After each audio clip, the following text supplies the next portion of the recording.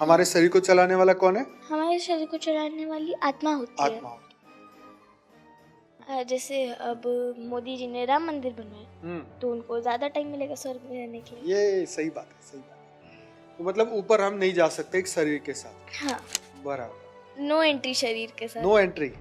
स्वर्ग में जा सकते हैं इस शरीर के साथ। तो और ये भूत प्रेत राक्षस कहाँ रहते हैं? भूत प्रेत राक्षस कहीं पे भी भटकते भटकते रहते हैं। रहते। मेडिटेशन से हमारी आत्मा को शांति जरूर मिल सकती है, लेकिन अब हमको ज्ञान चाहिए किसी चीज का, तो शुरुआत तो हमें फर्स्ट स्टेप से करनी पड़ेगी। परम शांति। परम शांति। सभी का स्वागत है, परम परम स्वागत है हमारी ये YouTube channel spiritual podcast with Anant में। मैं हूं अनंत और आज हमारे साथ है कृषा, जिसे हम कृष्णा भी बोलते हैं प्यार से। तो आज हम इनके साथ बहुत ही बढ़िया चर्चा करने वाले हैं। हमारी प्यारी सी छोटी सी बच्ची बहुत ही ज्ञानी आत्मा है, और आज जब आप इनकी ज्ञान की बात सुनेंगे तो आपको महसूस होगा कि एक 9 साल की इनकी एज है, और 9 साल की एज में इतना ज्ञान प्राप्त करना डेफिनेटली ये पूर्व जन्म का ही हमें मिलता है, राइट। तो ये गॉड गिफ्ट जैसे बोलते हैं। आज हम कृष्णा से बात करेंगे और कठोपनिषद से एक सुंदर सा एक कहानी हम लेने वाले हैं, यमराज और नचिकेता की। तो आज उनसे सुनने वाले हैं क्या कहानी है, और उसके बाद में कुछ और भी क्वेश्चन हम उनसे पूछेंगे। तो बेटा आपका बहुत बहुत स्वागत है, परम परम स्वागत है ये हमारी बापूजी की YouTube चैनल पर। तो कैसे हैं आप? एकदम बढ़िया, मस्त, चलो सुंदर। तो हमें ये बताइए कि जो नचिकेता और यमराज थे, उनकी जो कहानी है वो आप हमें सुनाइए। नचिकेता 11 साल का लड़का था।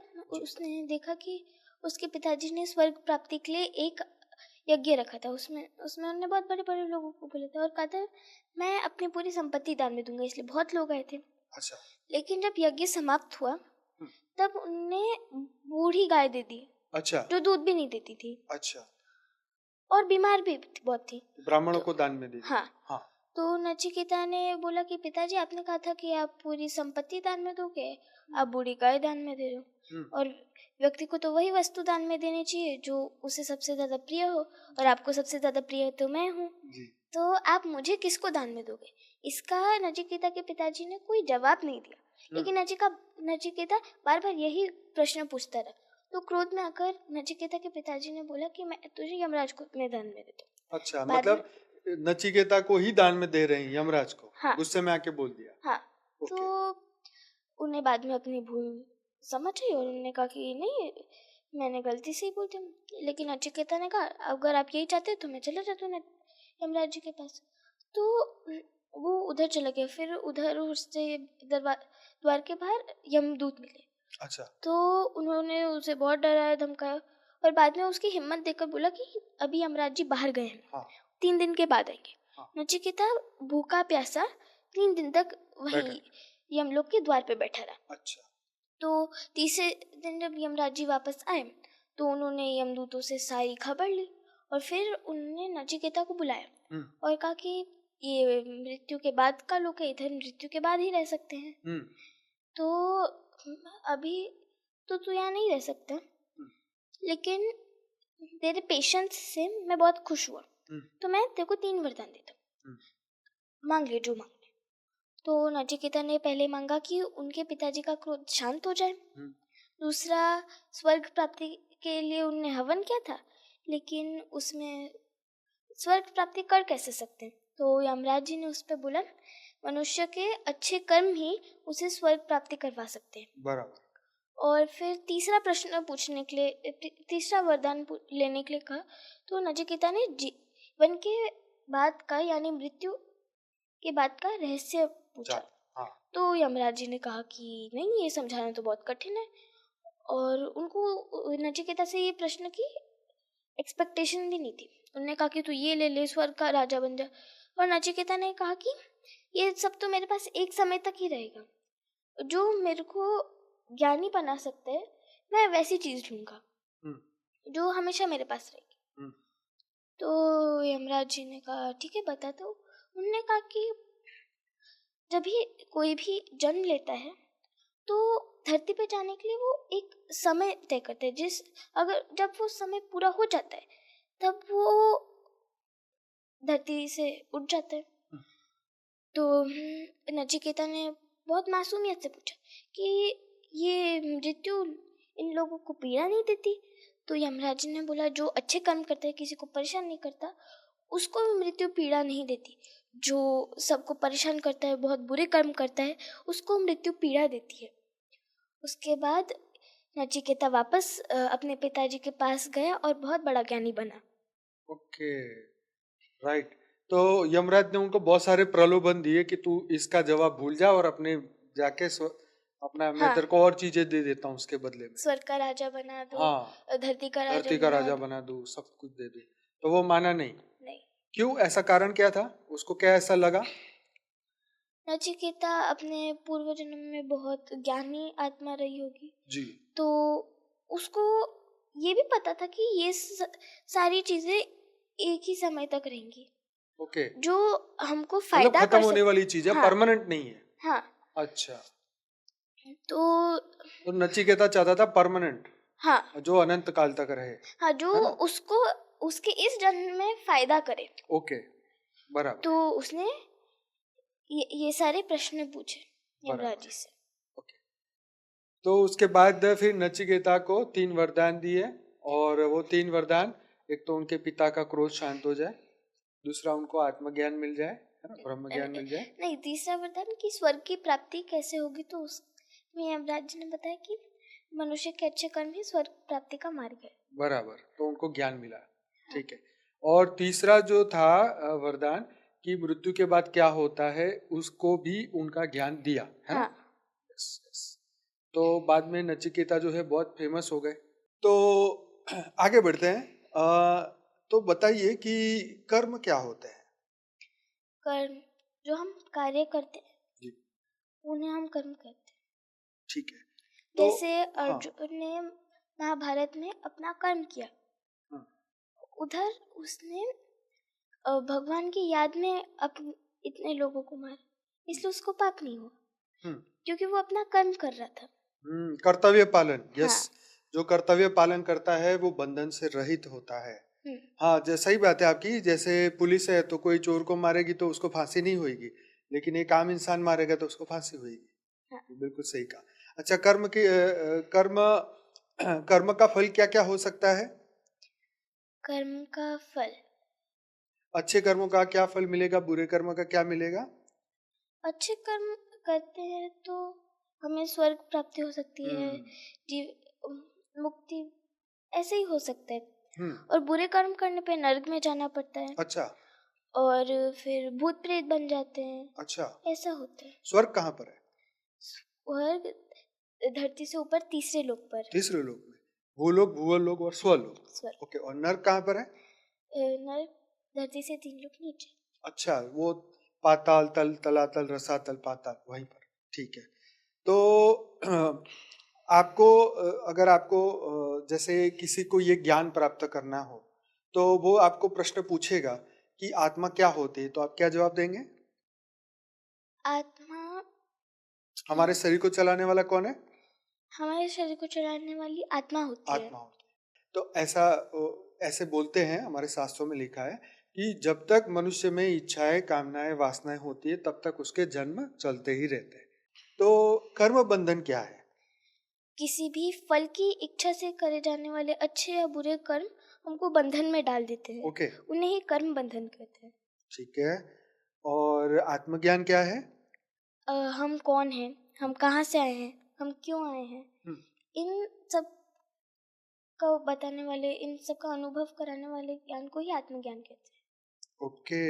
और ब्रह्म ज्ञान क्या है? ब्रह्मांड के आदि, मध्य, अंत के ज्ञान को ब्रह्म ज्ञान कहते हैं। बराबर। हमारी आत्मा के रचयिता कौन है? परमात्मा। वो कहाँ रहते हैं? परम धाम में। और हम कहाँ रहते हैं? आए परम धाम से मल्टीवर्स का परिवर्तन। नहीं, हम यहाँ पर कहाँ पर है अभी? पृथ्वी पर। पृथ्वी लोक को क्या बोलते हैं? मृत्यु लोक। मृत्यु लोक क्यों कहते हैं? यहाँ पे आकर एक समय पर सबको मृत्यु लेनी पड़ती है। ओके, बिल्कुल सही जवाब। तो मृत्यु लोक से कैसे निकले? मृत्यु लोक से जब हमको जीवन मुक्ति मिल जाए जी जी। तभी हम इधर से मुक्त हो सकते हैं। और जीवन मुक्ति कैसे मिलेगी? जीवन मुक्ति जब हमको ब्रह्म ज्ञान आत्म ज्ञान ओके। मिलेगा हम्म। और हम फिर योग करेंगे, बहुत अच्छे काम करेंगे, बहुत अच्छी आत्मा होंगे, तब पूरी शुद्ध हो जाएंगे, तब हमको जीवन मुक्ति मिलेगी। अच्छा, बुरे लोगों का क्या गति होती है? और जो बुरे काम करते हैं वो तो बुरे लोग बन ही जाते हैं दुनिया की नजर में भी, और बाद में उनको अपने मृत्यु के बाद नरक में जाना पड़ता है या भूत बन जाते हैं। फिर भी अगर उनकी कोई इच्छा बच जाए तो प्रेत बन जाते हैं। आपने देखा कभी भूत प्रेत? नहीं देखा। ओके, होता है, आपका विश्वास है होते हैं? अच्छा, और कभी अचानक सामने आ जाएंगे तो क्या करोगे? वो 3 तत्वों में होते हैं, वो दिखाई डरने नहीं का नहीं, वो दिखाई नहीं देंगे। दिखाई नहीं देते, ठीक है। तो डर तो नहीं लगेगा? नहीं, हमारे साथ बापूजी, हमको किस चीज का डर? अरे वाह, क्या बात है, बहुत बढ़िया। अच्छा, ये बताए कि ये भूत प्रेतों को उनका कल्याण कैसे हो सकता है? अब उनको दूसरा जन्म जब मिलेगा वो बहुत अच्छे कर्म करेंगे, सनातन बनेंगे और अच्छे कर्म करके अपने ज्ञान प्राप्त करेंगे तो ना? हाँ, तब उनको भूत प्रेत के योनि से मुक्ति मिल जाए। अच्छा, जो जो लोग बुरे कर्म करते हैं, दूसरों को दुख देते हैं, उन लोगों का क्या होगा? वो नरक में जाएंगे और उधर उनको नरक में पीड़ाएं मिलती है? बहुत पीड़ा है। क्या क्या? जैसे उधर मैंने तो सुना कि कौड़े खाने पड़ते हैं, फिर बहुत जितने भी हमने बुरे तेल में तला जाता है, सुइयां चुभवाई जाती है ना? ये सुना है ना? इनका तो पनिशमेंट मिलती है। हाँ, पनिशमेंट मिलती है, राइट। अच्छा, स्वर्ग में क्या होता है? स्वर्ग में जितने हमने अच्छे कर्म किए होते हैं उसका हमको फल मिलता है। कैसा मिलेगा फल?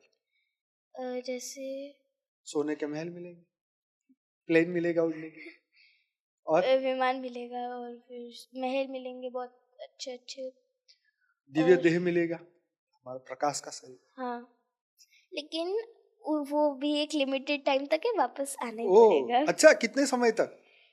वो कितने इंसान ने कितने कर्म किए हैं, अच्छे कर्म किए हैं, उस पे वो उतने अच्छा, समय जितना तक रहते जितना हैं। जैसे किसी ने एक गाय दान में दी है तो उसको 1 महीने की मिलेगी, ऐसा टेम्पररी छोटा छोटा। अगर कोई बड़ा काम करेगा तो उसको बहुत बड़ा टाइम स्वर्ग में रहने का मौका मिलेगा। जैसे अब मोदी जी ने राम मंदिर बनवाया तो उनको ज्यादा टाइम मिलेगा स्वर्ग में रहने के लिए। ये सही बात है, सही बात है। तो ये बताओ कि भगवान रहते कहाँ हैं? देवी देवता। हाँ, देवी देवता बताओ पहले। आधे देवी देवता जो है वो मंदिर में रहते हैं। अच्छा। आधे देवी देवता मनुष्य बन चुके हैं। अच्छा, तो और ये भूत प्रेत राक्षस कहाँ रहते हैं? भूत प्रेत राक्षस कहीं पे भी भटकते रहते हैं। ये सही जवाब है, एकदम परफेक्ट।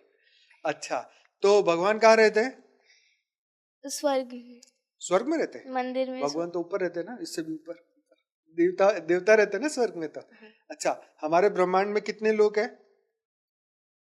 14 लोग हैं। 14 लोग, 7 ऊपर 7 नीचे। तो परम धाम में कौन रहता है? परम धाम में बेहद की आत्माएं रहती हैं। अच्छा, और परम धाम में क्या होता है? परम धाम में पूरा वाइट लाइट होता है। अच्छा, वेरी नाइस। परम शांति होती है, परम प्रकाश होता है, परम लाइट होती है ना? और हम इस शरीर के साथ जा सकते हैं वहाँ? नहीं जा सकते। ये शरीर हमारा 5 तत्व का है। अच्छा। और 5 तत्व का शरीर दिखता है। हाँ। 3 तत्व का शरीर जैसे भूत प्रेत का होता है वो नहीं दिखता। पर हमको कैसे बनकर जाना है? Point of light. अच्छा, वेरी नाइस। ओके, तो मतलब ऊपर हम नहीं जा सकते एक शरीर के साथ? हाँ, बराबर। नो एंट्री शरीर के साथ। No entry.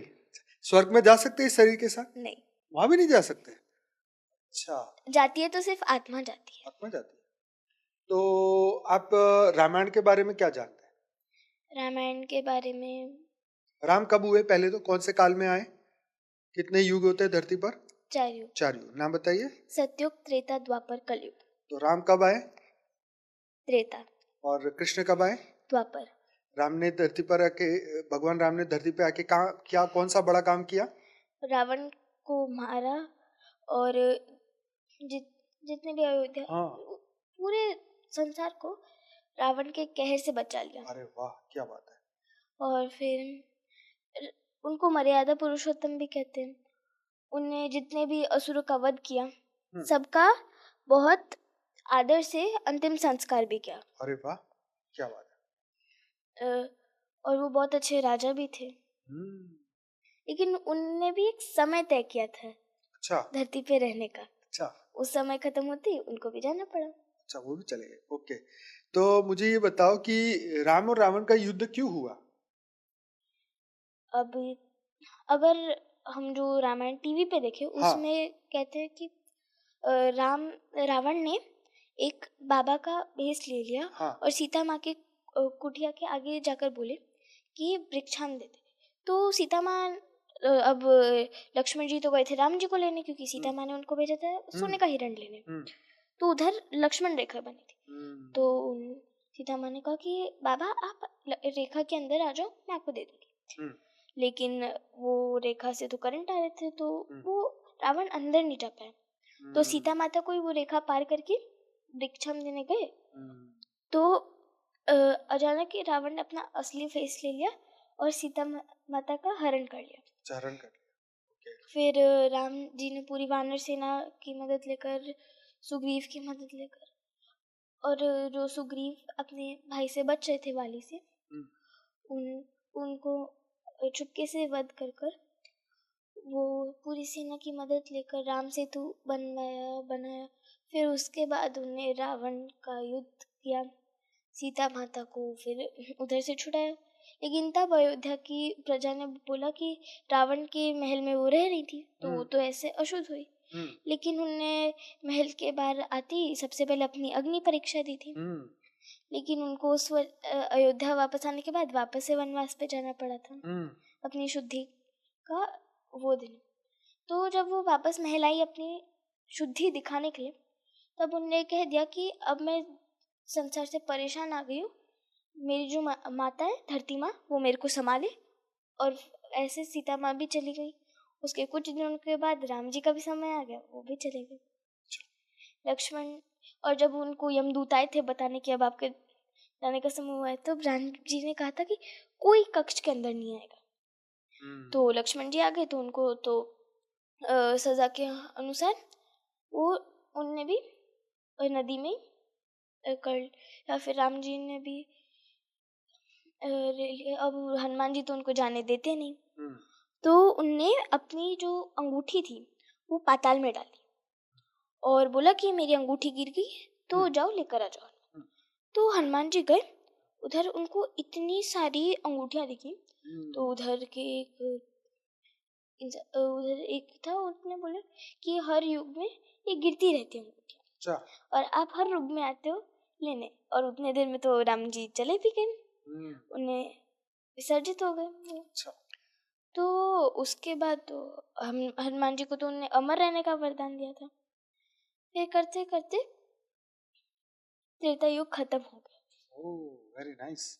अच्छा, ये थी बात। अच्छा, फिर महाभारत में क्या हुआ? महाभारत में जो भाई थे कौरव और पांडव, उनके बीच में लड़ाई हो गई थी कि उनके पिताजी के जाने के बाद कौन शासन करेगा। क्योंकि अब भाई तो थे 1,5 ऐसे 5 पांडव 100 कौरव। तो उस बीच में उनका जो महाभारत की सबसे बड़ी वजह थी, वो लोग एक खेल खेलते थे जिसमें वो लोग तो शर्त लगाते थे कि अगर इस बार तू जीता तो मैं ये दे दूंगा वो दे दूंगा। तो उसमें पांडवों के पास कुछ बचा ही नहीं था देने के लिए। मतलब जुआ खेल रहे थे। हाँ, जुआ में हार गए। हाँ, तो अब उन्होंने तो अपने आप को भी दान दे दिया था। अब जो बचा था वो सिर्फ दाव पे लगा दिया। द्रौपदी थी। अब उसका भी चीरहरण हो गया, तो महाभारत का युद्ध भी चालू हो गया और कृष्ण जी को मना किया था अंदर आने से। फिर महाभारत के युद्ध में बहुत जो 100 कौरव थे वो सब मारे गए।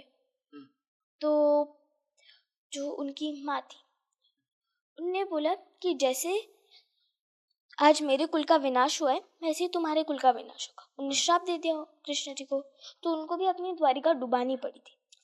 और जैसे उनने पिछले जन्म में वाली का वध किया था छुप के पेड़ के हम्म, पीछे, हम्म, वैसे ही अगले जन्म में कृष्ण जन्म में वो पेड़ के नीचे लेटे थे। तो एक शिकारी वो हिरण को शिकार कर रहा था और कृष्ण जी के पैर के अंगूठे में आकर वो तीर चला गया। तो उनका भी वो समय था, फिक्स समय, वो भी खत्म हो गया। तो ऐसे जो भी आता है उसको जाना ही पड़ता है। हम्म। अच्छा ये बताओ, कृष्ण जी का जन्म कहाँ पे हुआ था? मथुरा में। मथुरा में हुआ था। ओके। और कृष्ण जी ने अर्जुन को क्या सिखाया था? गीता में कृष्ण जी ने अर्जुन को ये सिखाया था कि अगर अभी तुमने ये जो जितने भी तुम्हारे फूफा मामा जो भी हैं, तुम अभी जिनको मारने से हिचकिचा रहे हो कि मेरे को बाद में पाप लगेगा, ये तो मेरी अपने, अगर तुम अभी उनको नहीं मारोगे तो वो तुमको बाद में मार देंगे। हम्म, तुम परमात्मा को याद कर कर कर्म करो, कुछ नहीं होगा। तुम अपना कार्य कर रहे हो, वो तुम सच के साथ हो और वो लोग झूठ के साथ हैं। ये सीख दी थी कृष्ण। ओके। तो ये जैसे आपने कहा कि पांडव और कौरवों का युद्ध हुआ धर्म के कारण, है ना?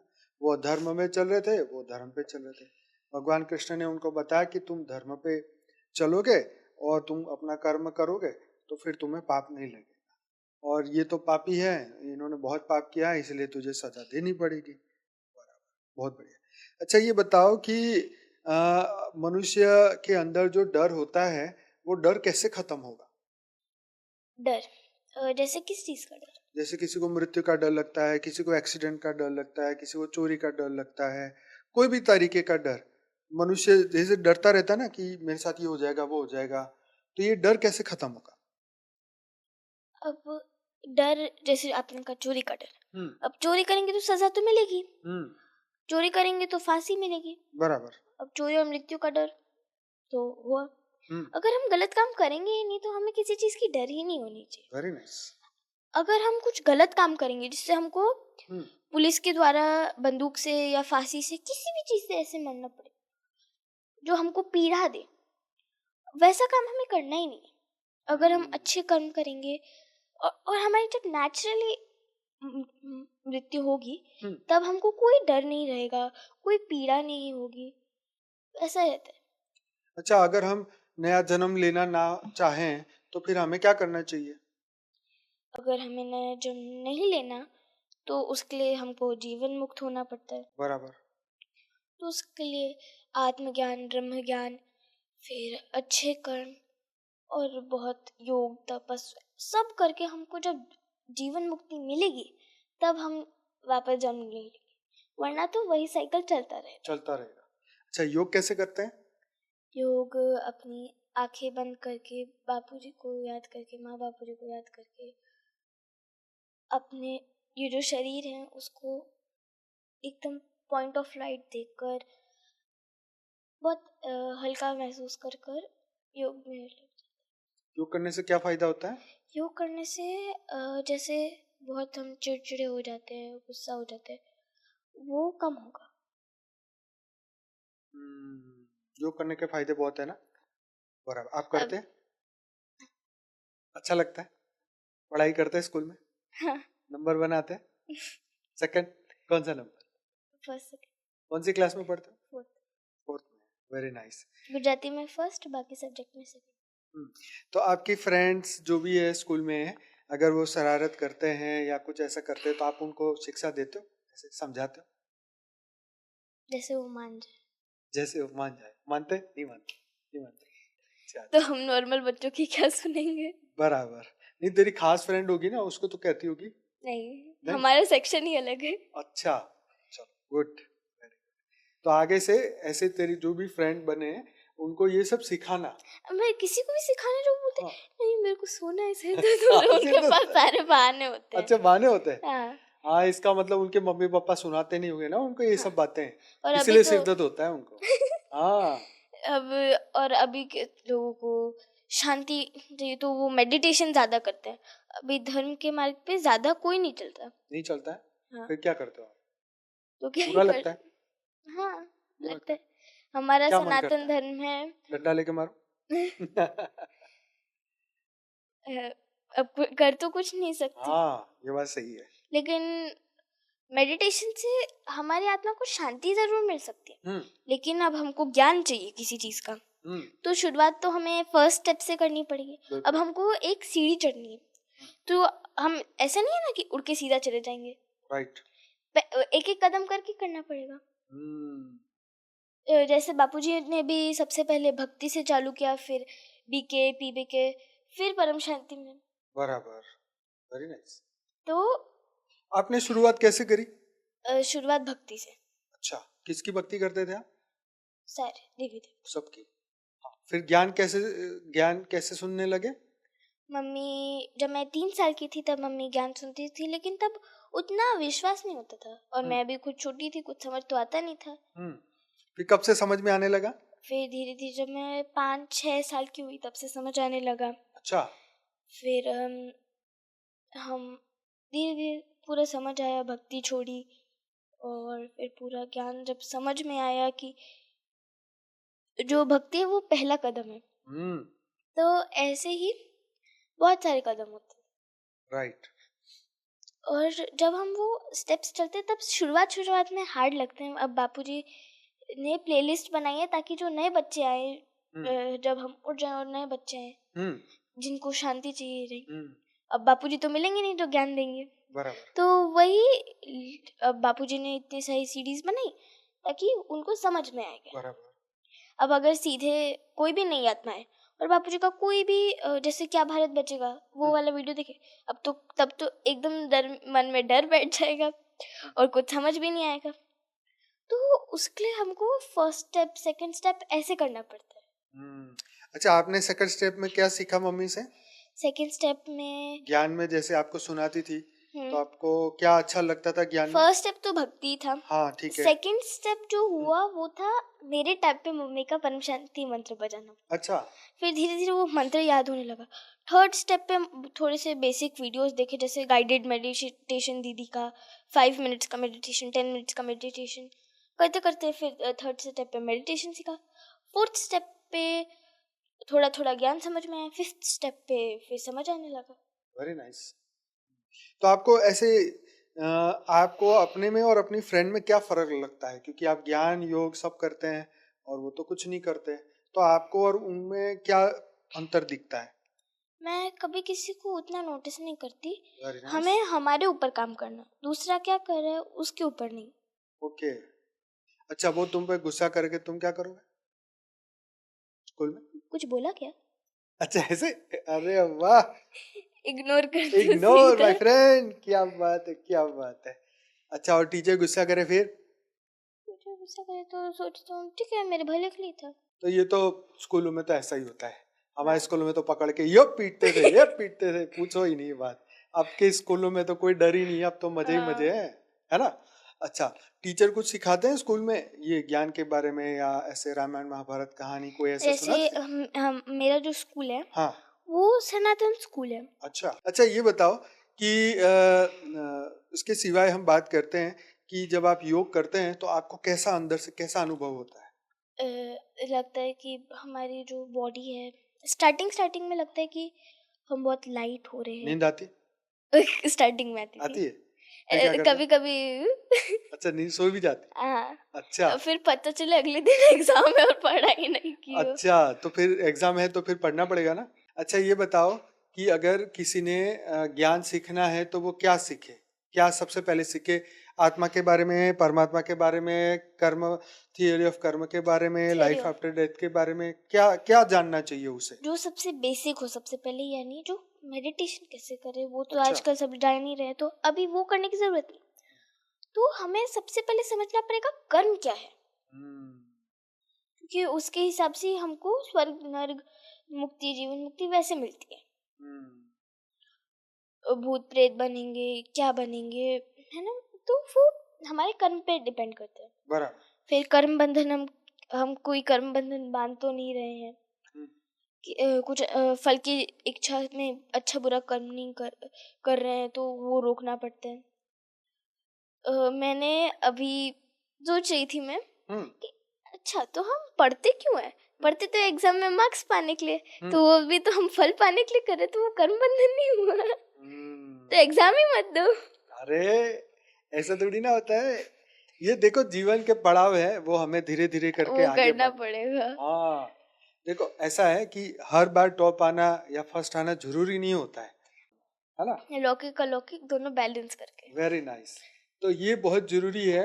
इससे क्या होगा, हमारी आत्मा का विकास होगा, है ना। हमारी आत्मा के अंदर जो शक्ति है ना वो जागेगी, हमारी आत्मा की शक्ति जागेगी, हमारी बुद्धि तेज हो जाएगी, है ना। हमारे संस्कार जो है वो भी शुद्ध होंगे। हमें पता चल जाएगा ना, जैसे मम्मी सिखाती है अच्छा करो बुरा नहीं करो, तो ये चीजें कहाँ से पता चली, हमें अच्छे संस्कार दिए गए, अच्छी बातें सुनाई गई, इसलिए हम उसी को फॉलो करते हैं। तो ज्ञान में भी ऐसा होता है, ज्ञान में भी ये अध्यात्म की पढ़ाई है, इसमें भी ऐसा होता है कि क्या करना चाहिए क्या नहीं करना चाहिए, ये सब हम सिखाते हैं। हमें ये भी सीखना होता है, किसी को मन में भी गाली नहीं देनी है। तो ये बात है। तो हम वापस आ जाते हैं, हम ज्ञान की बात वापस चालू करते हैं। तो ये बताइए कि अब हम कब तक धरती लोक पे रहेंगे। बापूजी ने कहा है कि ये लास्ट जन्म है, इसके बाद तो परिवर्तन होना है। जो जाग गए उनको लेकर चले जाएंगे बापूजी, जो नहीं जागे वो काला चल दो। अच्छा तो ये देवी देवता कहाँ पर चले गए अभी? अभी देवी देवता जो है, आधे देवी देवता मंदिरों में मूर्ति बन के खड़े हैं, आधे देवी देवता मनुष्य बन के। तो आप मुझे ये बात बताओ जो मैंने आपको नहीं पूछी और आप ऐसे सोचा था कि मैं बोलूंगी, ऐसी कौन सी बात है? उसमें क्या चीज थी जो तुझे याद है? एक वो 8 अंक से टेढ़ा, उनका नाम हाँ अष्टावक्र। हाँ अष्टावक्र। हाँ। वो अपनी माँ से पूछते थे, माँ मेरे पिताजी का है। अब वो उनके नाना का ही नाम बता देती कि अष्टावक्र ये तुम्हारे नाना है, ये तुम्हारे नाना है। तो उनकी तो अब अष्टावक्र तो बड़े हो गए थे, समझदार भी थे, तो उनने कहा कि माँ अब मैं इतना बड़ा और समझदार हो गया हूँ कि मैं नाना और पिता के बीच में फर्क निकाल पाऊँ। उस दिन मेरे मामा के, जब मैं अपने नाना की गोद में खेल रहा था, पिताजी कहकर, तब मामा ने बता भी दिया था ये तुम्हारे नाना है, ये मेरे पिता है, तो मैं इनके गोद में खेलूंगा। तो अष्टावक्र ने बहुत पूछा अपने माँ से। उनकी माँ ने बाद में बेहोश होकर कह दिया कि जब हम बहुत गरीब थे, है ना, और फिर हमको पैसे की जरूरत थी और ताकि हम तीनों का पेट पल सके, तो उसमें तुम्हारे पिताजी ने शास्त्रार्थ खेलने का सोचा। अब शर्त ये थी जो हारा उसको जल समाधि लेनी पड़ेगी। तो वो उन्हें सोचा था वो जीत जाएंगे, लेकिन वो हार गए तो उनको जल समाधि लेनी पड़ी। तो अष्टावक्र ने सोचा कि अब मैं अपने पिता का बदला लूंगा। तो वो उधर गए जहाँ पे उनके पिताजी ने शास्त्रार्थ खेला था उन्हीं ज्ञानी के साथ। तो उनकी माँ ने कहा कि तू अकेले मत जा, तो अपने मामा को ले जा। तो अपने मामा को साथ में लेकर गए। उधर उनको अंदर नहीं घुसने दे रहे थे, कोई भिखारी समझकर।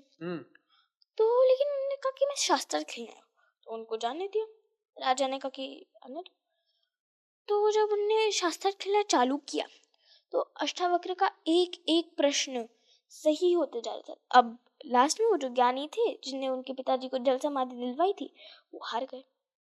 अब उन्होंने कहा मैं अपनी हार है वो स्वीकार करता हूँ और जल समाधि ले लेता हूँ।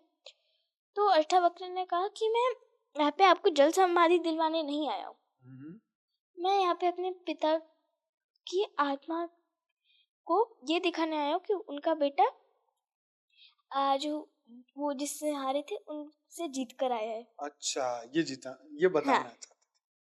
अच्छा आपने वो वाली एपिसोड देखा था जिसके अंदर वो सुखी होने की कमीज ढूंढ रहे थे कि पूरे गांव में वो राजा के बंदे घूम रहे होते हैं और कहते हैं कि भाई जो भी बंदा खुश मिल जाए उसकी हमें कमीज लेके राजा को देनी है।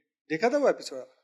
मैंने देखा नहीं था, लेकिन ऐसी ही कोई कहानी मेरी नानी ने मेरे को एक बार सुनाई थी। अच्छा। उसमें था कि एक बार एक राजा था, वो ना बहुत दुखी रहने लगा था। ठीक है ना। तो उधर कोई ऐसे ही आया, बोला कि इनको ना कोई जो हमेशा खुश ही रहता है उसकी कमीज दे दो। तो राजा ने कहा अब तो मेरे को चाहिए ही वो कमीज, है ना। तो फिर वैसे ढूंढने लगे, लेकिन ऐसा कोई नहीं मिला कि जो हमेशा सुखी रहे। वो बहुत ढूंढकर लास्ट में जब राजा के पास गए और बोला कि ऐसा तो कोई नहीं है, तब राजा को समझ आया कि अगर जीवन में सुख है तो दुख भी है, दोनों चीजें बैलेंस तो बनाना पड़ेगा। अगर किसी आदमी को बहुत ज्यादा सुख मिल जाए तो वो अहंकार में आ जाता है, और बहुत ज्यादा दुख में आ जाए तो वो स्वयं ही मृत्यु लेना पसंद करता है। तो इसलिए भगवान ने जब भी जीवन बनाया तब उसमें दोनों की इक्वल क्वांटिटी रखी, ताकि ज्यादा खुशी से इंसान अहंकारी ना हो जाए और ज्यादा दुख से उस समय के पहले मृत्यु ना ले। तो वैसे ही हमको कहानी सुनाती थी ना। अच्छा, तो हमारे सुख और दुख का कारण कौन है? हम खुद। कैसे? अब हमारा मूड का रिमोट है, कहें तो मूड रिमोट, उसमें हम सैड हैं, हैप्पी हैं, एंग्री हैं, स्ट्रेस्ड, कुछ भी है। अब उसमें हमने किसी और को तो दिया नहीं हमारा रिमोट। अगर हम खुश रहना चाहते हैं तो रिमोट तो हमारे हाथ में, खुश क्लिक करो, खुश हो जाओ। जैसे जो ओल्ड एज होम्स होते हैं, उधर जो बहुत ओल्ड लोग होते हैं उनको बेवजह के हंसाते हैं ना, फिर उससे वो खुशी रहने लगते हैं। और फिर अगर हम खुद चाहें, अब ऐसा तो कह नहीं सकते कि किसी दूसरे ने हमको सैड कर दिया। हाँ, जैसे हम कहते हैं ना कि इसका तो स्वभाव ही खराब है, हाँ, ऐसा बोलते हैं ना। हाँ, तो ऐसा क्यों बोलते हैं? वो जैसा वैसा ही ठीक है, जैसे हमको उसके से कोई मतलब नहीं। हाँ। ऐसा लोग है तो उधर से ऐसा क्यों बन गया? वो अच्छा नहीं बन सकता था? वो अच्छा बन सकता है, फिर क्यों उसने ऐसी चॉइस क्यों ली खराब बनने की? जैसे किसी भी व्यक्ति है, अब जैसे एक फूल है, गुलाब का फूल है, वो कैक्टस के आजू बाजू है, गर्मी में एकदम रेगिस्तान में, तो क्या वो फूल खिला रहेगा? नहीं, वो भी मुरझा जाएगा धूप की वजह से, क्योंकि उसके बाजू में ऐसे है जो एकदम कांटेदार है। अब उसको तो कांटे चुभते रहेंगे उन कैक्टस के। अब वैसे ही इंसान होते हैं, अगर उनके बाजू में बहुत अच्छे लोग हैं, बहुत नॉलेजेबल, एजुकेटेड, बहुत अच्छे लोग हैं, तो उस इंसान का स्वभाव अगर बहुत चिड़चिड़ा, गुस्से और बहुत ऐसे सैड वाला, तो ना वो अचानक से हैप्पीनेस में आ जाता है। और फिर रिमोट भी तो हमारे पास है, हमारे मूड का। अगर किसी इंसान के सराउंडिंग में एकदम ऐसे लोग हैं, तो इन शॉर्ट आपका ये कहना है कि अगर हम अच्छे लोगों के साथ में रहेंगे तो हम अच्छे बन जाएंगे, बुरे लोगों के साथ रहेंगे तो बुरे बनेंगे। ओके।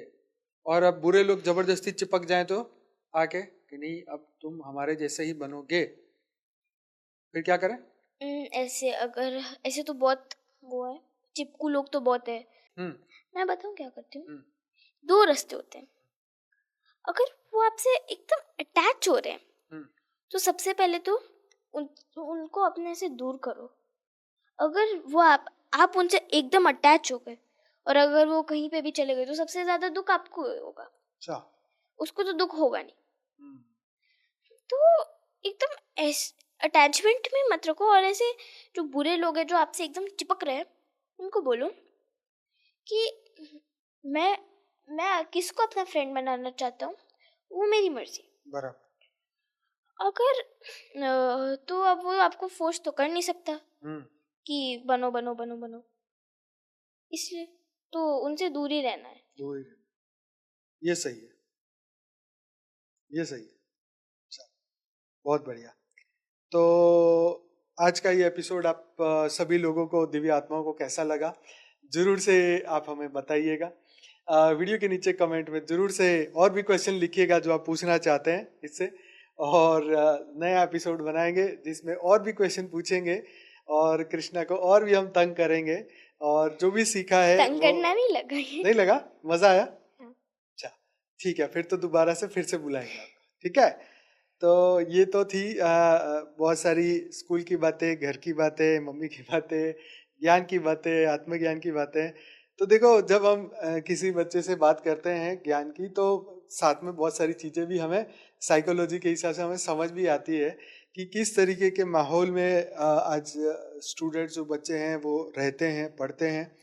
तो उनके बीच में रह के ये ज्ञान के बारे में सोचना एक बहुत बड़ी बात है, क्योंकि ज़्यादातर लोग जो है घर जाके अपने टीवी में लग गए हैं, माँ बाप उनको समय नहीं देते, ज्ञान की कोई बातें नहीं सुनाते, तो फिर उनको कुछ जीवन में याद नहीं रहता, वो आगे नहीं बढ़ते। और ये जो उम्र है उनके पास में एक अपने अंदर ये ज्ञान को उतारने की है। तो इस उम्र में अगर ये ज्ञान अगर अंदर उतरता है, तो फिर वो ज्ञान के प्रति हमेशा के लिए जो है आगे बढ़ते जाएंगे। और अगर इस उम्र में भी ज्ञान नहीं सुनेंगे, तो जब वो बड़े होंगे तब फिर उनको इसमें इंटरेस्ट नहीं रहेगा। तो सभी पेरेंट्स से ये रिक्वेस्ट है कि अपने बच्चों को थोड़ा थोड़ा थोड़ा धर्म का ज्ञान दीजिए, सनातन धर्म का ज्ञान दीजिए उनको। रामायण, महाभारत और बहुत सारी हमारी जो वेद उपनिषद में जो स्टोरीज हैं वो उनको समझाइए। हम धरती पर क्यों आए, किस लिए आए, हमारे जीवन का लक्ष्य क्या है, हम अपनी आत्मा का कल्याण कैसे करें, थियरी ऑफ कर्म क्या है, लाइफ आफ्टर डेथ क्या होता है, थोड़ा थोड़ा थोड़ा समझाएंगे तो वो अपनी बुद्धि, ये बुद्धि डेवलपिंग का ये एज है, ये समझ जैसे ही हो जाएगी, जैसे ही समझ खुल जाएगी, तो धीरे धीरे धीरे उनका अंदर का जो प्रकाश है, आत्मा का प्रकाश, वो खुलेगा और उनको बहुत सारा पूर्व जन्म का भी जो ज्ञान आत्मा में है वो जागृत हो जाएगा और वो इसी जन्म के अंदर बहुत जल्दी प्रगति करेंगे। तो इसीलिए आप जैसे मदालसा की स्टोरी सुनी हो, तो उन्होंने गर्भ में ही अपने बच्चों को जो है ब्रह्म ज्ञान दिया, ये हमने स्टोरी में सुना। तो जैसे ही बच्चे बड़े हुए तो उसी ज्ञान को पकड़ के आगे गए और सबका मोक्ष हुआ। तो इसीलिए ये ज्ञान बहुत इम्पोर्टेंट है। आध्यात्म का ज्ञान जितना इम्पोर्टेंट हमारी स्थूल पढ़ाई है, इतना ही आध्यात्म की पढ़ाई भी है। तो आप सभी से रिक्वेस्ट है, जरूर से आपके आसपास के जितने भी बच्चे हैं जिनको आप प्रेम करते हैं, उनको अच्छी अच्छी बातें, अच्छी स्टोरियाँ जरूर सुनाइए, ताकि उनका भी कल्याण हो और वो भी अपने जीवन में सक्सेस प्राप्त करें। तो आपका बहुत बहुत धन्यवाद, दिल से धन्यवाद। बेहद की परम महाशांति है। आपने बहुत अच्छे जवाब दिए, इसके लिए आपका दिल से धन्यवाद। ओके, बाय बाय, आवजो, परम शांति। बेहद की परम शांति सोचो, बोलो परम शांति। Join us daily for our morning live meditation, Monday to Saturday, 5:30 to 6:30 a.m. Join us daily for live meditation, 10 p.m. to 11 p.m. on YouTube Live. Subscribe now. Website www.paramshanti.org. Email us anand@paramshanti.org. Like, share, subscribe. Join today. बेहद की